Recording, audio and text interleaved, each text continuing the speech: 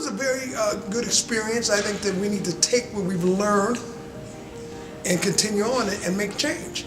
That's the bottom line. There's a lot of great conferences, but you got to go out into that big old world and make things happen.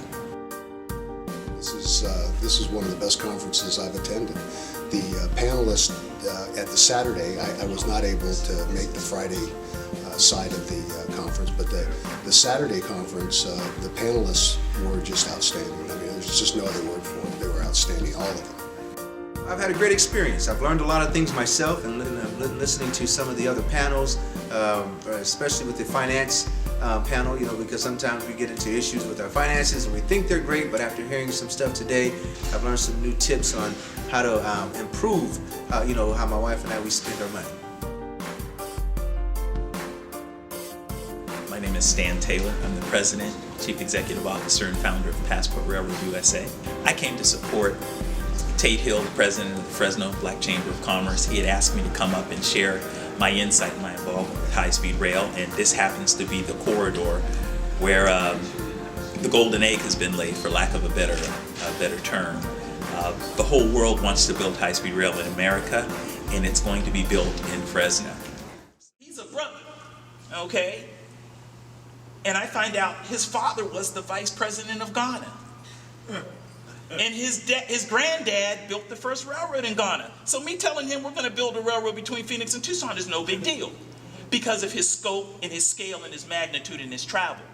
We have to travel more. We got to go places where people run stuff that look like us and stop apologizing and begging and saying, oh, I'm just a little African-American guy and I want my little 10% or whatever. That doesn't work anymore because nobody else cares about that. The Chinese sure don't do business like that. They don't care about African Americans. It's just not relevant to the Chinese way of looking at the world. If you're either Chinese or you're not. In Africa, they don't got minority business contracts. And there are people in Africa, who run countries. I hope that those aren't offensive words to anybody who thinks that there is still an umbrella to protect them because they're a member of a non-majority community. The greatest contributions in this community here have come from the imports, which has always been the minorities, okay? Whether they imported Irish, or they imported Chinese, or they imported Africans, or Italians, we've all made our contribution to put America on the map. I had to go to the Blacks and Wax Museum in Baltimore to find out that railroad signals were invented by a brother. I'm supposed to know that. I got my eyes opened up. We have to be non-apologetic, stand and deliver, because nobody else cares about us but us. The reason I'm here is there are some high-powered people here in Fresno that didn't have full awareness, but now are a little bit more aware and cognizant of the fact that the big golden egg of high-speed rail for America has been laid right here.